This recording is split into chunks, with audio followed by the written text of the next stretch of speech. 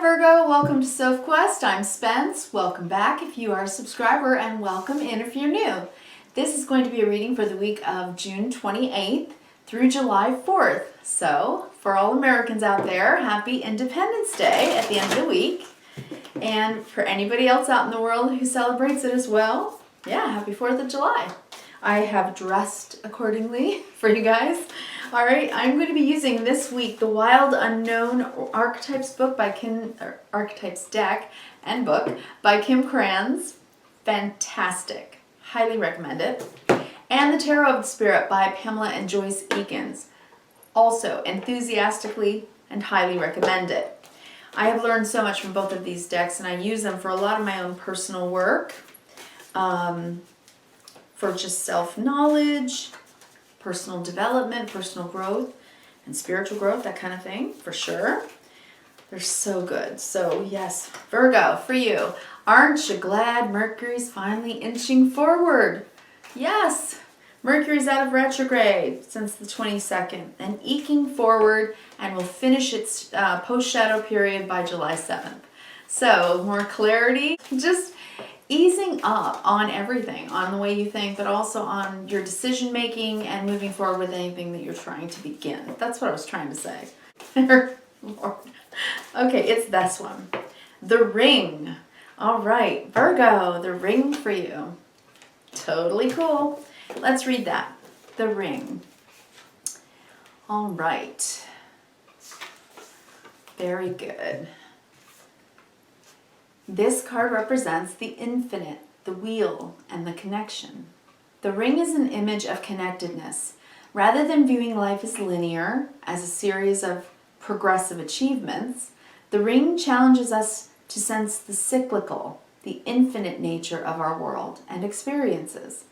Beginnings and endings fall by the wayside as we practice seeing ourselves as part of the cosmic circularity of creation. For this reason, it's no surprise a ring is worn on the finger to represent eternal love that surpasses space, time, and worldly things. So much can be projected onto this archetypal image because it mimics the Earth's orbit around our great sun and the intimate bond between two lovers. It is the micro and the macro united. This card calls us to deepen the connection with self, other, and the world at large. Meanwhile, there may be a literal ring waiting to adorn your finger.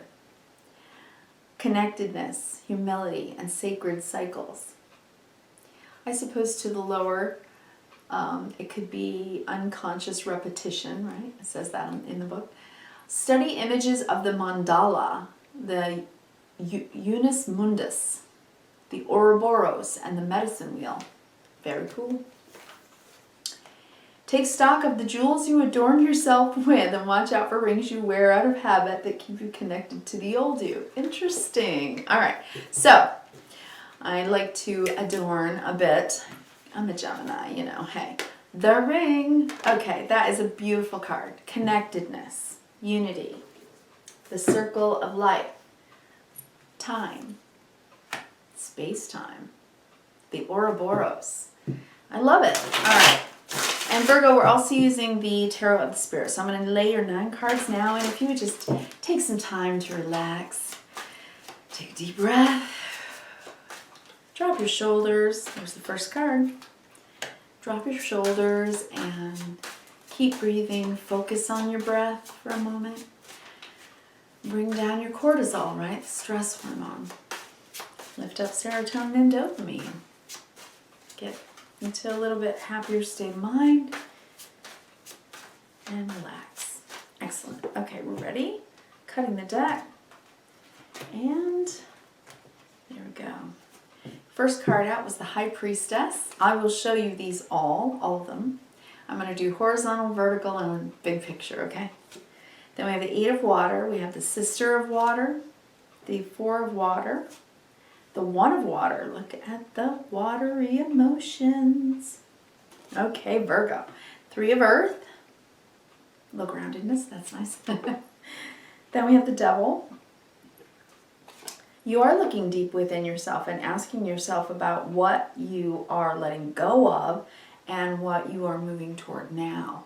That process began, I think, probably last week during the full moon in Capricorn, about tangible things, old habits. Capricorn is kind of the old guard, the way we do things, society, the trappings of society, things like that, right? So yeah, maybe letting go of some stuff that kept you trapped or just too hemmed in, right, Virgo? Okay. And then we have the universe, so done with that. Okay. And the seventh wind. Okay. Many tongues. Interesting. All right, and then at the bottom of the deck, the Five of Water. Yeah, you were dealing with some stuff, and you may be still in your feels, Virgo. The Five of Water is the spilling, and this is the Five of Cups, right? This is the stuff, the emotional stuff that's difficult to let go of. The Five of Cups. It's one... There's stuff that we just know that we need to let go of, but it's hard to do. We can intellectually understand it. This is under the deck, the Sister of Wind or the Page of Swords. We understand it. And with the Mother of Swords, we've asked ourselves the questions, we've received the answers, we know what it is that's bothering us, right? Okay. So if you know what it is that's bothering you, but it's like it's here. You went through Mercury retrograde Gemini season, Mercury being your planet as well, a long retrograde, to Cancer season now, dropping down into your heart and letting it spill its nourishment, its healing through you. That's what I think is happening here. Because you are asking yourself what it is that you do in a habit kind of way, what you do in a way that is just committed, or what you do in a way that may be going round and round that you need to let go of, right? It means many things, the ring. All right, so at the top we have the High Priestess. This is definitely you going inside, listening to your intuition, deciding that the things you feel, your senses, things you're gleaning, and you're not sure why. We have a lot of planets, outer planets, that are in retrograde. They change things in the outer world, in the macro, but they definitely affect us. You know, they're the generational changes, the changes of culture, the changes of, you know, history, the way that things evolve on the planet, you know, the ages. The further out you go, the wider spans it has. And we've got 4 planets, Jupiter and Neptune, both in Pisces, which helps us to forgive, to have unconditional love, to learn through our intuition, our psychic ability. We all have it. We do. It's just many people ignore it, right? And Saturn also in Pluto, changing things on the planet, you know, helping us to evolve. So this is deep stuff, you know, and this represents deep knowing. It represents also the unknown, the subconscious knowing, the superconscious knowing, and the whole of it all, right? The ego, the superego, and the id, that's, you know, in the micro. In the macro, right? It's time-space. It's quantum. Okay, it's deep. And then the Eight of Water, because you're doing this, because in your life, maybe for a while, there was a span of time where you felt unfulfilled, and that's normal. We all do. We all go through those cycles of unfulfillment. And so you asked yourself, with the Sister of Water, the Page of Cups, what's going to make me feel just happier again? Just lighter, brighter, more innocent, more joyous, more wondrous, things like that. What's going to help me take a step toward a dream, to be a little courageous, step out of my own box? Well, you're asking yourself some deep questions about what that might be. Because you feel a kind of, it's like your emotional engine is revving, and eventually you're going to take the foot off the pedal and go forward. That's what this is. Emotionally and spiritually. It's like you're being called by your heart and your soul to move yourself into something that feels a little bit sweeter, just sweeter. Okay. Yeah, because you've just been too sad and you need a little healing love medicine in whatever way.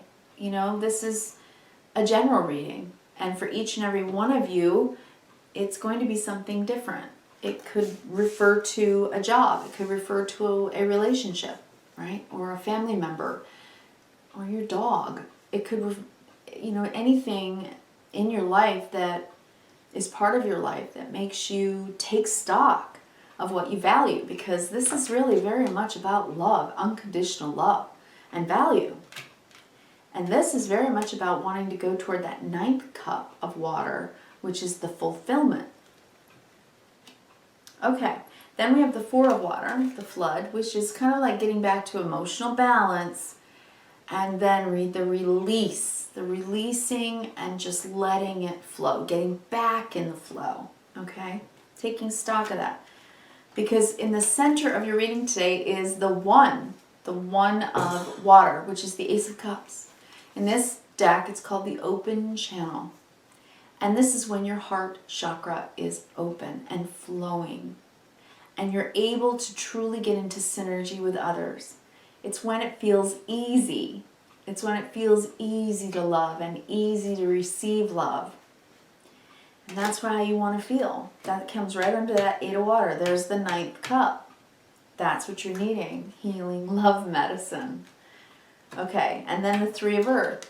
Because you want to build something together with people. You know, you want to have a life where Team Virgo, you know, moves forward with some depth and meaning of life stuff. So you ask yourself the deep question, okay, on the bottom row. What blocks me? What's become a monster in my own head? What are the demons I battle? What keeps me chained and stuck in a pattern that just never ends? Right? We all do it. We all get into those patterns. We all get into the patterns of drudgery, or patterns of boredom, or patterns of same old, you know, where we, you know, I've never been able to understand people who eat the same thing on very specific days of the week. But Virgos do it probably more than anyone else I've ever known, where it's like, you know, it's Meatloaf Monday and Taco Tuesday, whatever, right? I am way too spontaneous for that, and I need, you know, like I ask my body, well, what do I need today? And then I feed myself what I need. But it's that. It's just being locked into a kind of life definition that does not help you feel free. Free to discover even more of yourself, even more of life, even more of relationship, even more of love, even more of good works in the world, a mission, a purpose. So you're asking yourself big questions with the 7 of Swords and the universe. You're asking yourself, what is stealing my joy and what is keeping me bound to the hamster wheel? There's a hamster wheel. And maybe I've been lying to myself about what makes me happy, or maybe someone else that I love, that I'm bound to, is telling me that they're happy when they're not. Or, you know, maybe my friends and I have become a little superficially connected. Like, how are you? I'm good. How are you? And it's just like, how's the weather? Good. How's yours? It, you know what I mean? There's not enough meaning. The center of your reading is about meaning. The Ace of Cups, unconditional love, peace, trust, faith, deep things. The deep things of the High Priestess. And seeking them. And the way to find it, Virgo, is to ask yourself what you can't let go of. what have I not been able to let go of? I go back over it, and when I do, I feel wistful or sad or remorseful or regretful. And I need to let go of it. I want to let go of it. It's become a chain around my neck or whatever, yeah. And I can't, it's become this manufactured, bothersome way of telling myself, I'm fine, oh, I'm fine, when things sometimes aren't fine. And sometimes, even though you're staying emotionally balanced and no one really knows that you might be struggling with something, on the outside you're fine, you're good, but on the inside maybe you could have a good cry and release it. And if you did that with the Capricorn full moon, this week, as the moon waxed to its largest fullness, right, at the Capricorn full moon, but as it wanes, the waning is the shedding of the light. It's the shedding of it. So it waxes so that it can enlighten you with what it's been about, and as it wanes, you're able to release it. And then you can go around the past, present, and future understanding of what it means to you really. What is the value of it? What is it that you want now in the center of your reading? What is it that you're avoiding about your future and the potential of togetherness in love with whomever, a love relationship that you can build on without it being superficial? That's what I'm getting from this card. This card says many tongues, and what I'm getting with it, what I'm seeing is, a bunch of chatty people just kind of gossiping and stuff. So, not just gossiping and stuff like that, but like something that has more deep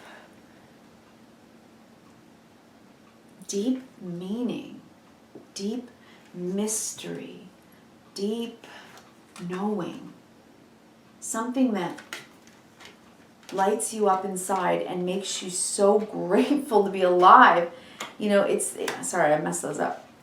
That's why you're wanting to move past this period of where, maybe you've been stuck inside, right, with COVID, and you've had so many plans, right? You work hard and you work on your goals. You do. You goal set and you work on them.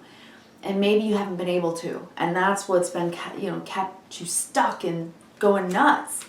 And you've tried to stay very balanced about it, And now you're like, oh, I just want to go out and hear the bird song. And like, you're waxing philosophical and you're saying, oh, I want to get together with people and talk about the meaning of things. And like, I just want to be able to, I don't want to sit around and talk about the weather and gossip or whatever. I've been on the phone for 1.5 years.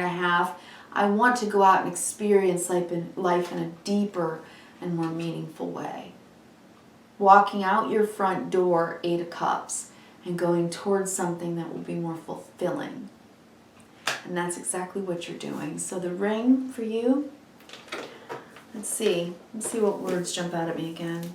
I know that you're asking yourself, what am I committed to? Number one. What do I do over and over and over that I don't want to do anymore?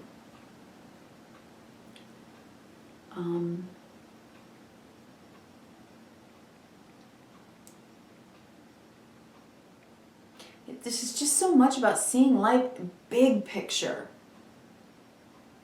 Really big picture.